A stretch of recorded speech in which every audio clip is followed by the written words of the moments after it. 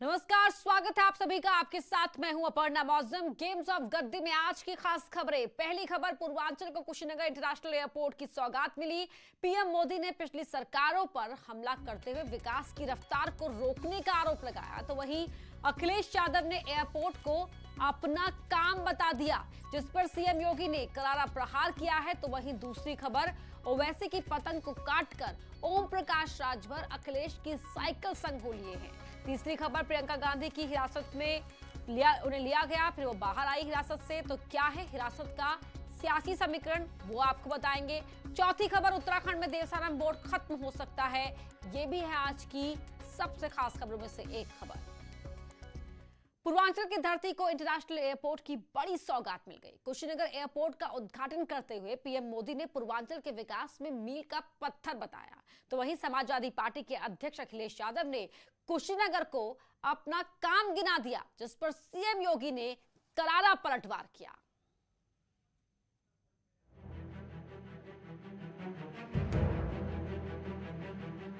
बुद्ध की धरती से दुनिया की सैर के लिए पीएम मोदी ने पूर्वांचल को बड़ी सौगात दी है। पीएम मोदी ने कहा कि कुशीनगर एयरपोर्ट पूर्वांचल में विकास के लिए बड़ी भूमिका निभाएगा। सबका साथ सबका विकास के मंत्र को दोहराते हुए पीएम मोदी ने कहा कि कुशीनगर एयरपोर्ट से रोजगार के बड़े अवसर मिलेंगे।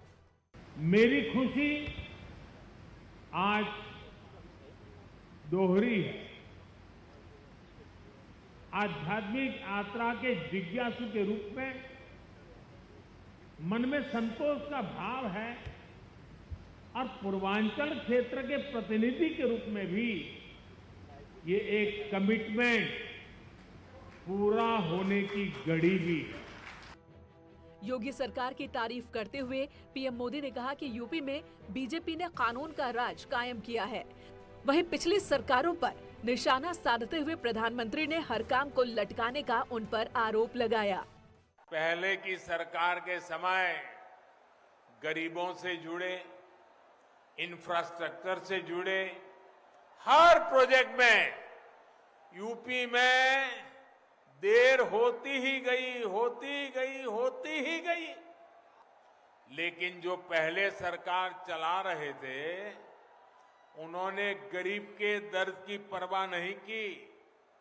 पहले की सरकार ने अपने कर्म को घोटालों से जोड़ा, अपराधों से जोड़ा।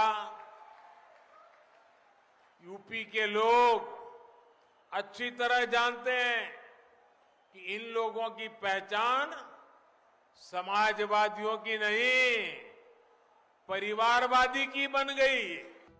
वहीं समाजवादी पार्टी के अध्यक्ष अखिलेश यादव ने बीजेपी पर पलटवार करते हुए कुशीनगर एयरपोर्ट को अपना काम गिना दिया। जबकि शिलान्यास की एक ईंट तक भी इन्होंने न लगाई, तब भी सपा के कामों का उद्घाटन करने आ गए भाजपाई, लेकर अपनी कैंची, फीता, माला, मिठाई। भाजपा ये याद रखें कि पायलट बनने से प्लेन आपका नहीं हो जाता, और ये भी कि जिस रनवे से आप उड़ान भर रहे हैं उसकी जमीन किसी और ने तैयार की थी। भारतीय जनता पार्टी की सरकार जब से उत्तर प्रदेश में आई है, कोई काम ऐसा नहीं है जो उसने शिलान्यास किया हो और फिर उसका उद्घाटन किया हो। इसने सिर्फ समाजवादी काम का ही इन्होंने उद्घाटन किया आज तक। ये जो कुशीनगर एयरपोर्ट है, समाजवादी पार्टी के समय में इसका शिलान्यास हुआ था। 199 करोड़ आवंटित हुए थे, जमीन का अधिग्रहण हुआ था और एयरपोर्ट बनना शुरू हुआ था। आज भारतीय जनता पार्टी उसको अपना काम बता रही है। कमाल है भाई, भारतीय जनता पार्टी की आदत सी हो गई है, राम राम जपना, पराया काम अपना। समाजवादी पार्टी के वार पर सीएम योगी ने करारा प्रहार किया। सीएम ने कहा कि जो काम करेगा वही फीता काटेगा। जनता ने उन्हें इस लायक छोड़ा ही नहीं कि वे फीता काट सकें। फीता काटने के लिए पुरुषार्थ चाहिए, और पुरुषार्थ और परिश्रम हमने किया है, तो स्वाभाविक रूप से फीता भी हम ही काटेंगे। सरकार का दावा है कि कुशीनगर में इंटरनेशनल एयरपोर्ट बनने से पर्यटकों की संख्या में बढ़ोतरी होगी। अनुमान के मुताबिक सैलानियों की संख्या में 20% की बढ़ोतरी हो सकती है, क्योंकि हर साल 50,000 से ज्यादा विदेशी पर्यटक कुशीनगर आते हैं। इससे होटल इंडस्ट्री को भी मुनाफा होगा और रोजगार के अवसर बढ़ेंगे। Bureau report, news 18।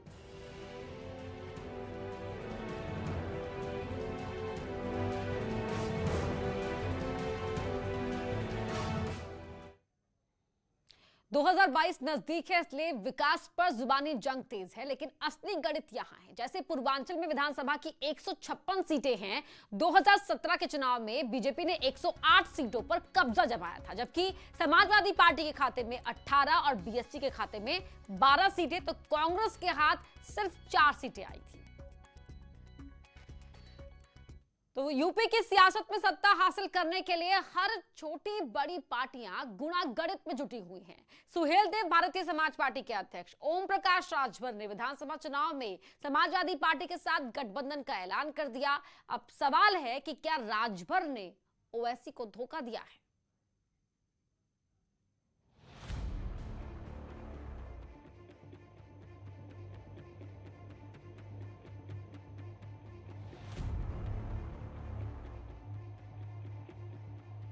Akhilesh Yadav के साथ ओम प्रकाश राजभर की मुलाकात क्या हुई? एआईएमआईएम के मुखिया ओवैसी की पतंग ही कट गई। 2022 में यूपी की जंग में 403 सीटों पर चुनाव लड़ने का दावा कर रही ओम प्रकाश राजभर की पार्टी अब समाजवादी पार्टी के साथ गठबंधन के साथ चुनाव लड़ेगी। सभी लोगों की समस्या के निदान के लिए हमने प्रयास किया, बात किया। माननीय अखिलेश यादव जी ने कहा है कि आओ हम सब लोग मिलकर के इन मुद्दों पर हम लोग चुनाव लड़ा जाए, और मोर्चे में जो भी साथी आपके हैं हम सब लोग एक साथ मिलकर के चुनाव लड़ा जाएगा। हालांकि राजभर ने न्याय समिति की रिपोर्ट को लागू करवाने समेत तमाम मुद्दों पर अखिलेश यादव का साथ देने की बात कही और न्योता दिया कि सभी दल मिलकर बीजेपी के खिलाफ चुनाव लड़ें। सीटों के बंटवारे के सवाल पर राजभर ने कहा कि अगर एसपी एक भी सीट नहीं देगी तब भी हमारा गठबंधन रहेगा। इस प्रदेश में भारतीय जनता पार्टी से कोई पार्टी लड़ रही है, मुकाबला कर रही है, तो वो है समाजवादी पार्टी।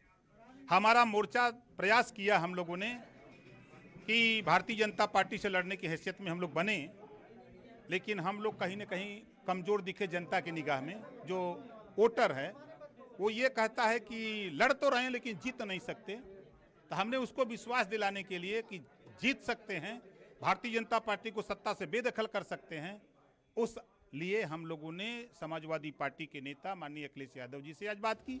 समाजवादी पार्टी के साथ जाने पर बीजेपी ने राजभर पर तंज कसा। वो कहीं आमे जाएं, क्या भरोसा है ऐसे आदमी का? सुबह कुछ, दोपहर को कुछ, शाम को कुछ, आप फिर सुबह बयान को बदल देना, अपने व्यवहार को बदल देना।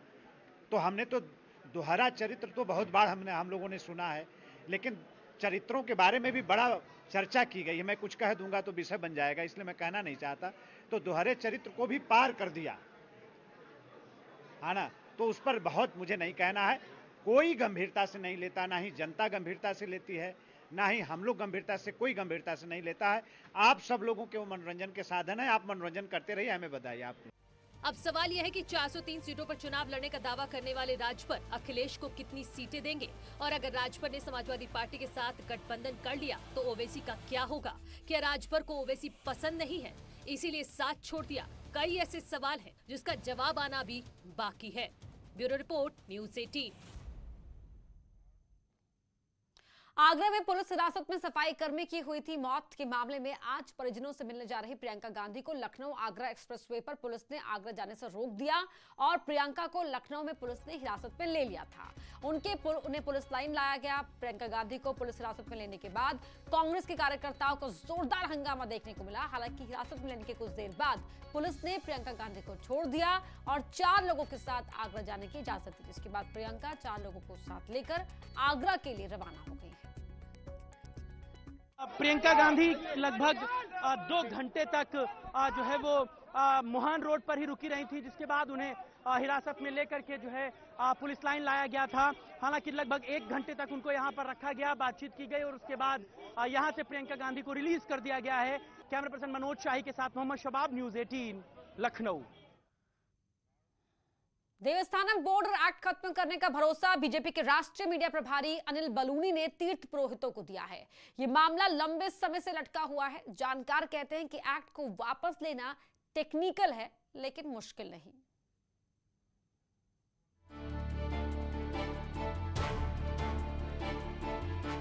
उत्तराखंड में चारों धाम और उनसे जुड़े मंदिरों के मैनेजमेंट के लिए पूर्व मुख्यमंत्री त्रिवेंद्र सिंह रावत की सरकार में बना देवस्थानम बोर्ड बीजेपी के लिए आफत बन गया।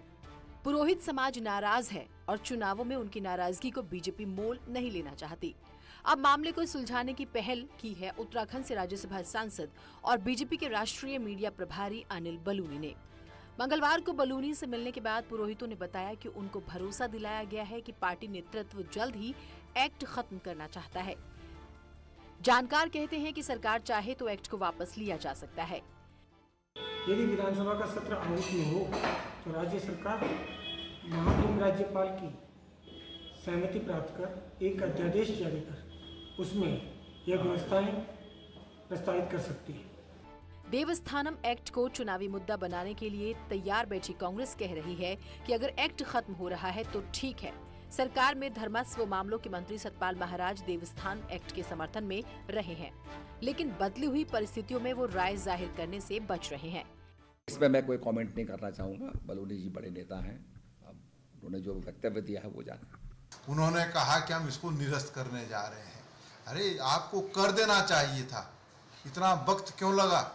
आज जब तीर्थ पुरोहित जो है सड़कों पर संघर्ष कर रहे हैं तब आपको जो है ये लग रहा है कि चुनाव सर पर है, नुकसान हो सकता है, इसलिए आप जो है क्या नाम इसको भंग करने की बात कर रहे हैं। चारधाम से जुड़े हुए सैकड़ों पुजारी और पुरोहित गढ़वाल के कई क्षेत्रों में सक्रिय हैं।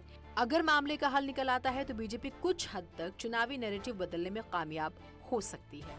देहरादून से दीपांकर भट्ट के साथ ब्यूरो रिपोर्ट, न्यूज़ 18 नेटवर्क।